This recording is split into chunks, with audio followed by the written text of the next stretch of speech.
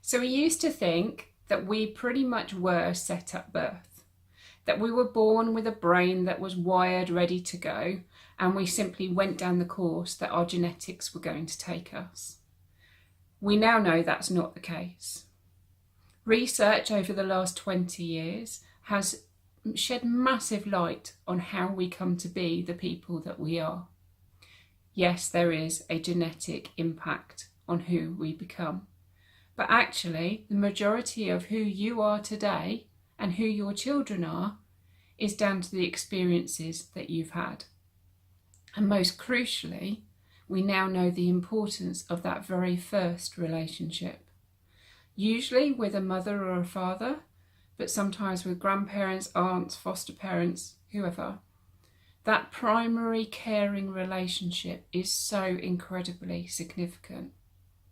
It literally changes the child's brain, which is really, really exciting, but can also be really scary too. Because if your child doesn't have a good enough relationship, if they don't have a parent who is able to be available to them for whatever reason, that is going to have an impact. And in the cases of children who come to us with trauma and neglect backgrounds, we're talking about long-lasting impact. Now, this isn't about passing blame. It's not about shaming birth parents. In fact, I would encourage foster and adoptive parents to try and grow in their compassion, but I also know that that's really hard. What it is about understanding why your child may be the way that they are.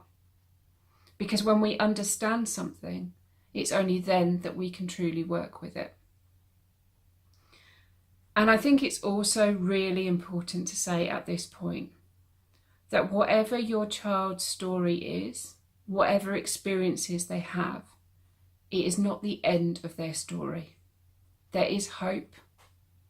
It may not always feel like it at times. You may feel that it's a case of one step forward, one step back, and you don't feel like you're ever progressing.